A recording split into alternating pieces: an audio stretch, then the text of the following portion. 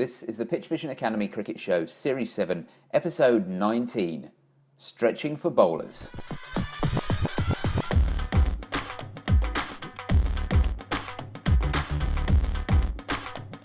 Coming up on this week's PitchVision Academy Cricket Show, we really focus on the bowlers and specifically on warming up type stuff. We talk about warm-ups, we talk about stretching, and we help someone who has a follow-up question to that whole idea of hip-shoulder separation and whether it's good for your back or not.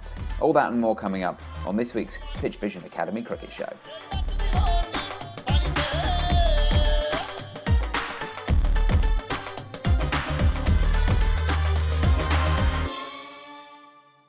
Another warm welcome to you to the PitchVision Academy Cricket Show. This is half an hour or so of ways to improve your cricket, whether that's playing it or coaching it. It doesn't matter where you are, doesn't matter who you are, we're here to help you out. My name is David Hinchliffe. I look after things here, and to help me to help you are two very fine cricket coaches on the line now. First of all, it's the Director of Cricket Coaching at Millfield School. It's Mark Garaway. Hello, Gareth, how are you? I'm very well, thank you very much. Good. Season in full flow now, I suppose. Yeah, it's good. Well, we're almost halfway through, I suppose, from a school's perspective, which is a very short term, really. Yeah. But then obviously the players go off and play club cricket and county cricket and international cricket and all those things. So we play a very small part, but hopefully quite an important part in their development.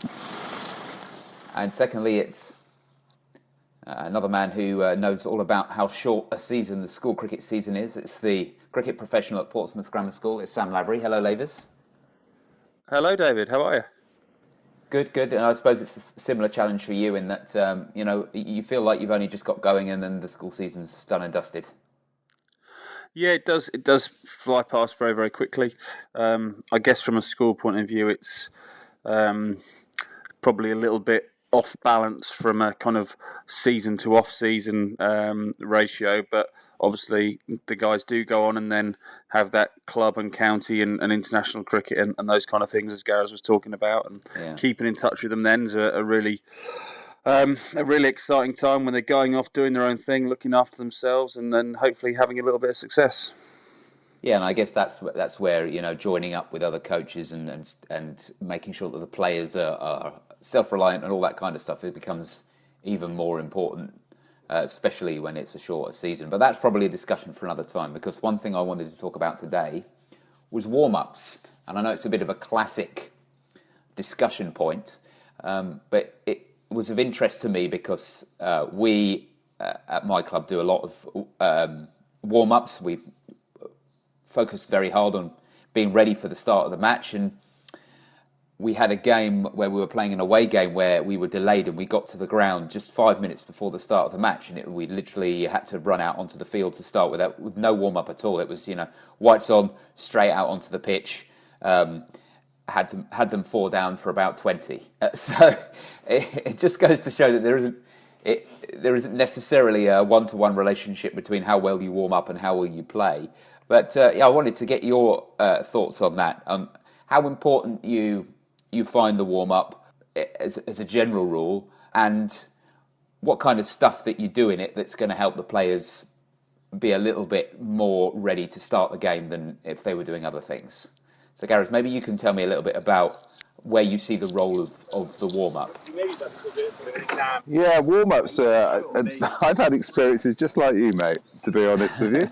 And I've had a couple of high-profile ones, I suppose, in that I've got the lads on certain days just to literally turn up 10 minutes before start, do a quick stretch in the change room and go out and have a bowl, and all of a sudden, just like you, found themselves 4 or 5 wickets down, and we were flying. But again, that's really reacting to the needs of a group. I did that once in a game against Northants, where I asked the guys to come in late because we'd been in the field for about 3 days out of the previous 4. We needed to be able to bowl them out in quick time.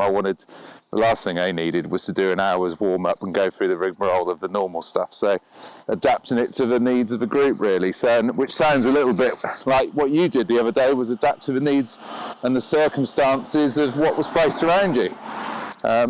So yeah, to me, warm-ups are about getting the body ready, but more importantly for me, it's about getting the mind ready, isn't it? And getting the mind ready to perform. And so yeah, I'm fairly flexible with them. All I ever say is that we've got to make sure that we're ready, not 15 minutes, 20 minutes before, but actually for that first ball, for that first hour, for that first session.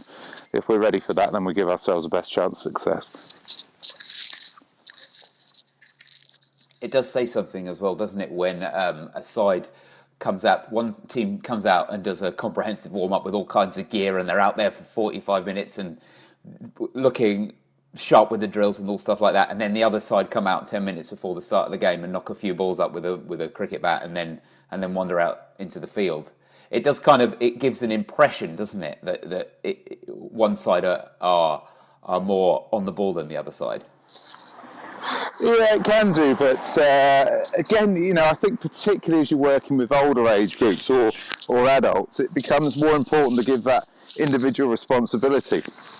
And the regimented approach is really good for teaching the fundamentals of why we warm up, and how we go about it. But ultimately, I think as they get older and you've done a good job of educating those processes, you'll see people break out and do their own thing.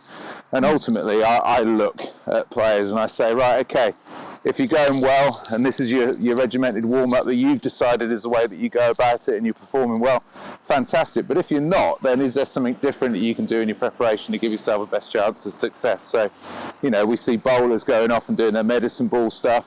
If that's working for them, then crack on with it. If it's not working for them, let's review that and let's see if there's something else that you can do. I think it's really important to link performance to warm-up and vice versa, and our jobs are to start that education process, but then to allow the player themselves to make those decisions, I think is really healthy. Davis, do you see, what kind of stuff do you see as you would like to see as a minimum in a warm-up, and what kind of areas do you feel like it's possibly a pitfall and then something to avoid? If I start with the second question there, the thing that I think we should avoid is a big, long, drawn-out warm-up that then people become dependent on. If you feel like you need to bowl 4 or 5 overs and then have a run and then do some dynamic stretching and then do some med ball work and then do and go on and on and on, and you've got a 45-minute warm-up that you can't live without, then that does put you in a position where if for whatever reason you're late, there's an incident, there's not the facility or the equipment that you usually would have isn't there, then it makes it quite difficult. So I think ensuring the players have an appreciation of what would be the ideal, but also what is the necessity, is quite important. Gareth's mentioned there that with the younger cricketers, you're generally trying to have a more consistent approach. So they're doing everything and they're getting a feel for all the different elements of warm-up. As they grow, they start to work out what suits them and what's more important. I think I wrote an article on this about 2 years ago, maybe, just about the different types of warm-up that we like to have. We've often had 2 or 3 different types of warm-up based on whether we've got 10 minutes or 2 hours. So just making sure players are not in a panicked situation when it comes down to that. The bus is broken down, we turn up, the game starts in 12 minutes, we toss up immediately, the guys know what they need to do. I think that's a really a useful sort of practice to go through, and it's a bit of planning for something that may never happen, but if it does happen and it's an important fixture and it's something that has a positive impact on that game, then a little bit of planning would be really useful there. One of the big challenges for warming up as well is that you get ready for that time at the start of the game, and then you don't have anything to do for your particular job straight away. So if you're a spin bowler, or if you're a batsman who bats in the middle order, or a bowler and the team are batting, you can do a great warm up and feel great, and then immediately have that sort of moment of, oh well, now I don't have anything to do for a bit. So what's a good way to deal with that as a player, who goes through a warm up and then thinks, right, okay, well it almost feels like a waste of time because now I've got to go and sit down and watch someone bat. I think there's still usually a role for them to play there, though, because if you're not in the top 5, for instance, there's a role for you to play if you win the toss and bat or lose the toss and bat, as it might be, because there's something you can be doing and go and helping. Equally, you probably like to structure your warm up in a way where there's something for everyone up until the toss. So maybe you've got exercises or drills or things that are going to be relevant regardless. So a bit of physical preparation, possibly a little bit of talking about pitch conditions, a bit talking about how you want to approach the game. And then you get to the toss, which might be half an hour before the start. It might be 20 minutes before the start, whatever. And from then on, you can start specialising a little bit more. As Gareth said there, with cricketers, there's no point sometimes putting people through another day of a long warm up if it's not necessarily relevant to them. And if you're batting first and you've tossed up and the bowlers are there and their normal warm up would involve bowling 2 or 3 overs, gradually increasing speeds or whatever it might be, then maybe hold it back until the break before the innings and they're going to go out to bowl. So give them an opportunity to rest now and then utilise that time a little bit more valuably later on. Yeah, definitely. I would say so. I mean, there's some circumstances where, you get there an hour early, you haven't got a clue what you're going to be doing first. And then to me, my language around that would be, we're going to get ready to go in the event of us winning a toss and bowling or us winning a toss and batting. But if we don't get to do what we want, then everything that you do now actually acts as preparation for a future event. So it might be a future event that happens later in the afternoon. It could be a future event that happens in a week or two's time. So every bat on ball, every ball bowled, every stump that's thrown down, every catch that's taken, is going to have an imprint on a later event. And so I deal with it as preparation. And then obviously if you lose a toss and you bat first, or your bowlers have had a little bit of a bowl, and that's preparation for a future event. And then I'll take them out 5 minutes before we bowl and just get them loose again to go into their business, particularly focusing on the guys that are going to start the attack. Right, let's finish this section with the yes-no round. 3 questions that can only be answered yes or no matter how much more the team want to say. And there's a very special yes-no question this week sent in by our friend Wolf. So that's the second question of the 3. So remember that when it comes up, and thanks very much to Wolf for sending that in. First question. There's too much pressure to play the right way. No. No. Second question. Better to have shots you don't play than play shots you don't have. Yes. Yes. Third question. Winning at 2020 is about building partnerships more than hitting sixes. Yes. Yes. Let's move on now to the mailbag. A couple of questions that have been sent in by listeners to the PitchVision Cricket Show, or maybe readers to the PitchVision website. And the best question of the week wins a prize, which is an online coaching course, courtesy of PitchVision Academy at pitchvision.com. And the first person to send in a question this week is Devo. And Devo says, I'm a fast bowler and I've been reading a lot about dynamic stretching and static stretching. I know that it's better to do dynamic warm-ups before practice or working out, but I'd still like to know more and get some advice from a fast bowler's point of view, like what to do and what not to do before and after practice, or some examples for warm-ups and cool-downs. I'm sure many fast bowlers would love to know about this. So we're sort of carrying our discussion about warm-ups into this first question, I guess. So specifically for fast bowlers, and specifically, I suppose, for the stretching side of it, where's the current thinking on that?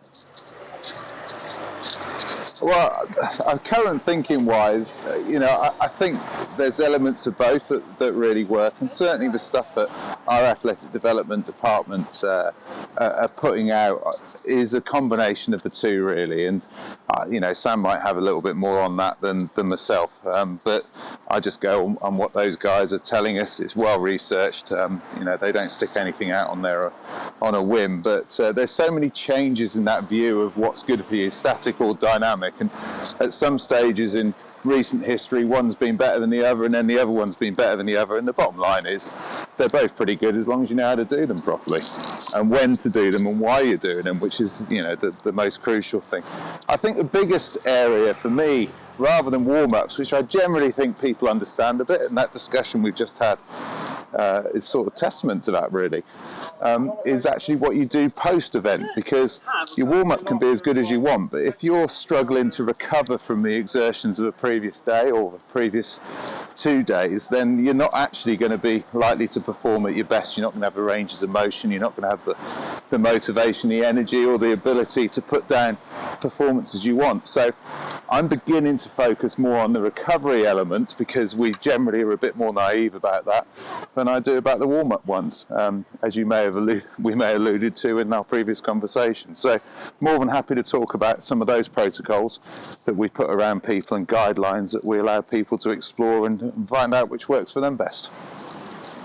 Well, Lavery, let's get your what you do to see how that matches up with the way that Gareth does things, and see if we can work some things out between us.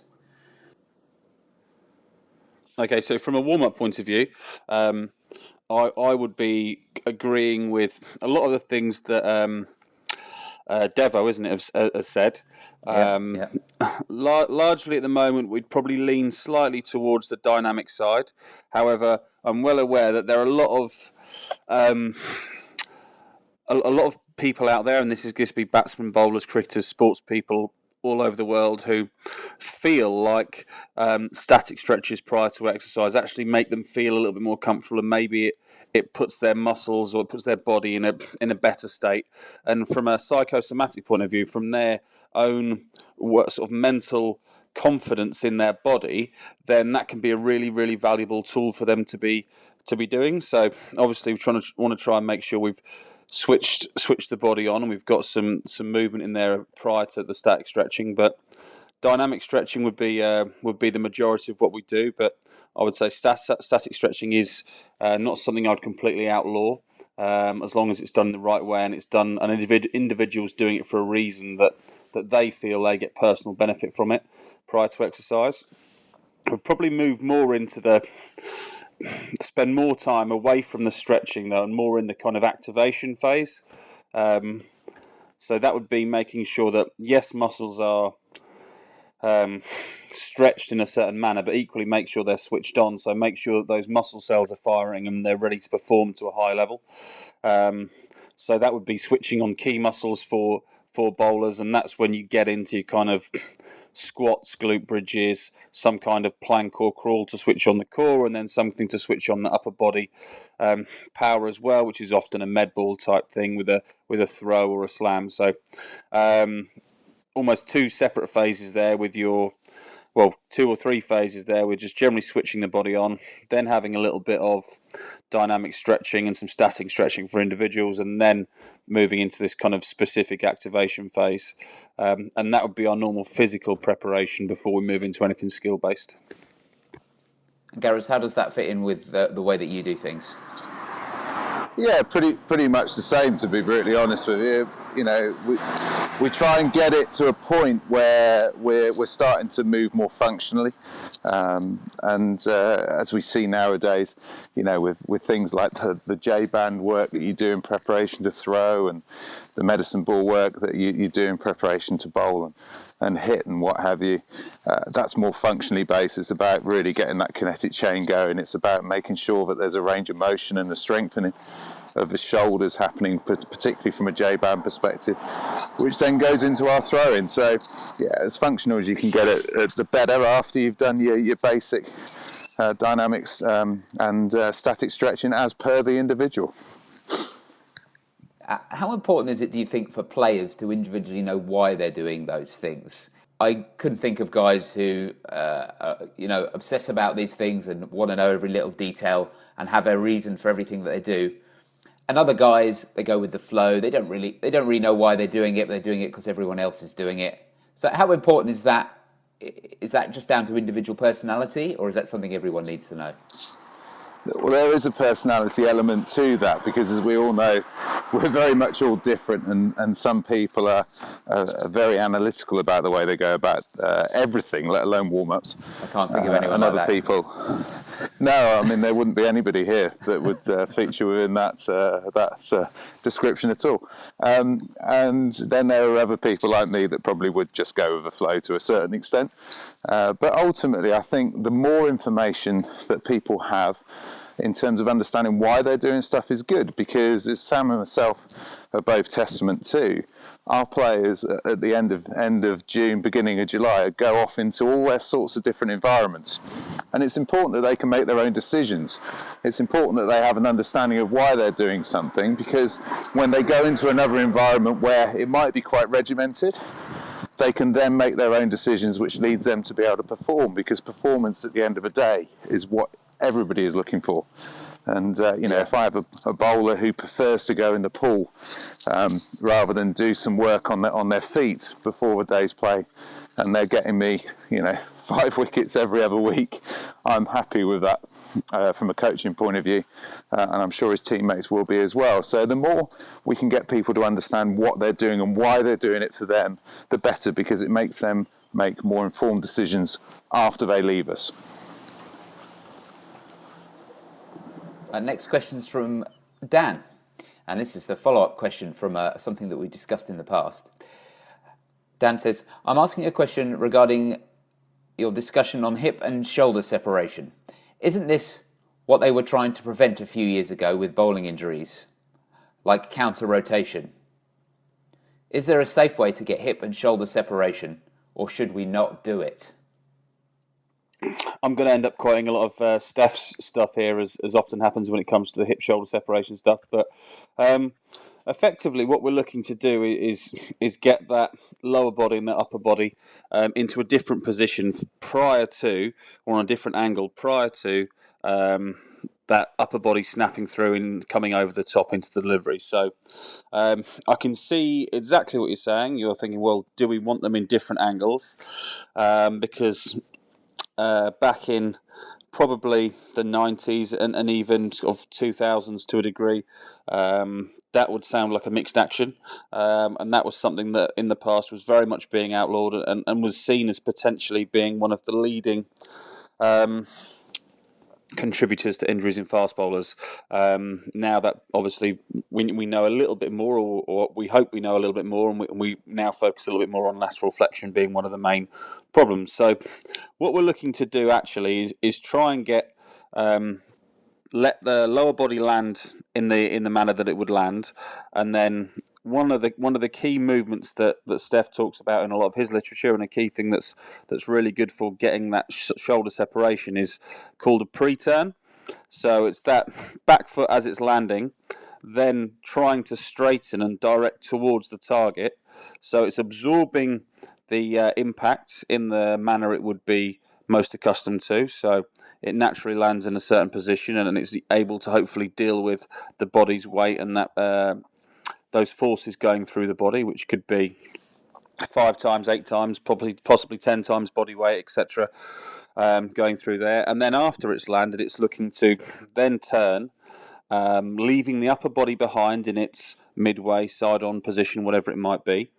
But from there, creating that stretch through the core across the chest largely, and that stretch reflex action, which then creates that catapulting effect. So I can see exactly where you're coming from, and I can see how it might tie in, and it might become a little bit muddled with previous information that's been sent out and things that have been talked about. But I would definitely be looking for that hip and shoulder separation and trying to get that lower body working early to get that upper body really flying through at some speed.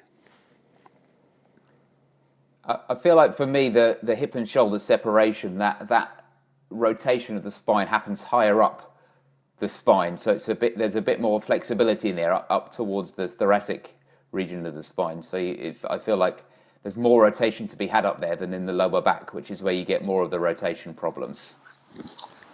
Yeah, no, I do, mate. But I think, going back to the research that Sam has alluded to, that was very prevalent in the 1990s, coming into the turn of a millennium, we were looking at the role of back foot land and the position at back foot land when we talked about midway, mixed, and all of those sort of things. And ultimately, at that back foot land position, there was a belief at the time that having a mixed action, an action where the top half and the bottom half were doing different things at that point, was the main cause of stress fractures, because there had been a huge prevalence of stress fractures amongst bowlers.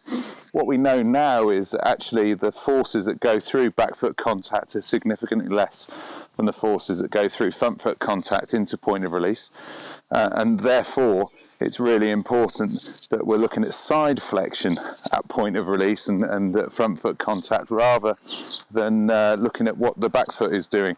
Cricket is a rotational sport, isn't it? If you look at fast bowling, you look at spin bowling, you look at throwing, you look at hitting, we are rotating as we do that. So hip-shoulder separation is very much part of that torque mechanism, which provides us with that rotation. And we want to enhance that as best as possible, but from a fast bowling point of view, we want that to be happening over a spine that is well aligned, rather than having that side flexion, which generally, if you look at a right arm bowler from the back, would be a huge curve in the back as they're letting go of the ball, falling away to a right-hander, batter's offside. So that's the sort of thing that we tend to see. That's the thing that we know nowadays is the biggest cause of stress fracture. And that's where it's moved on from mixed action of the 1990s into side flexion now. And I suppose, as with all research and development, the more we look at it, the more the technology improves, that we can actually get into this stuff. Things like Vicon, for example, which is where we can generate stickmen out of everybody's bowling action to have a look at what the spine is doing and what the various joints and bones are doing under pressure. Force plates have allowed us to do that as well, where we can marry up those stickmen with the forces that are going through the floor and then back up and through the skeleton, the kinetic chain. Those are the things that have informed us now that side flexion rather than mixed action is the way to go when we're looking at fast bowlers and trying to keep them safe and healthy. And you can have side flexion, that falling away thing, and hip shoulder separation, or you can have one or the other. They're not tied to each other in any way, are they? Well, they're not mutually, linked. That's not the way that it works. No. Yeah. And the side flexion one is the one to be on the watch for. And there's some really good imagery now that's come out of various governing bodies around this. It only takes a little bit of searching online to see some of the pictures associated with side flexion. And a lot of time, it's really easy to notice if you get your bowlers to bowl every now and again when you've got a camera on, with their consent, with the parents' consent, without a shirt on, because then we can see the actual curvature of a spine, which can sometimes be hidden by us having a shirt on as well. So do that as much as you can. You get a really good view of that, and then if you see that there's a problem in there, then there's some great drills, and a lot of the ones that Steph does with people are brilliant around remedying that action and getting them safe. But also the work of Kevin Shine and Troy Cooley and various other coaches around the world is worth exploring as well.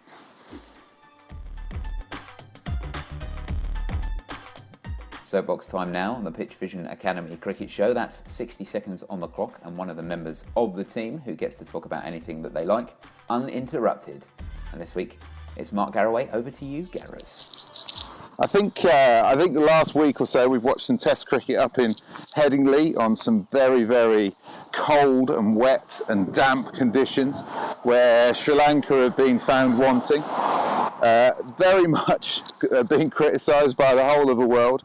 I think one of the things that we need to point out is that England probably have got their best two opening bowlers of all time in a combination. They've probably got the best two bowlers in those conditions that are out there in the world as a partnership. at this present moment in time, and it's not often that those conditions are going to be recreated. So Sri Lanka shouldn't get too despondent about the way that they played. I think there's a lot to learn from. Playing it late, playing it straight is probably going to be a good thing that I'm sure Graham Ford is going to work with on his batters over the next week as they go into the Durham Test match. But ultimately, let's enjoy the fact that there are two unbelievable exponents of a swinging ball bowling, both at 85 miles an hour plus, that are causing them all sorts of problems.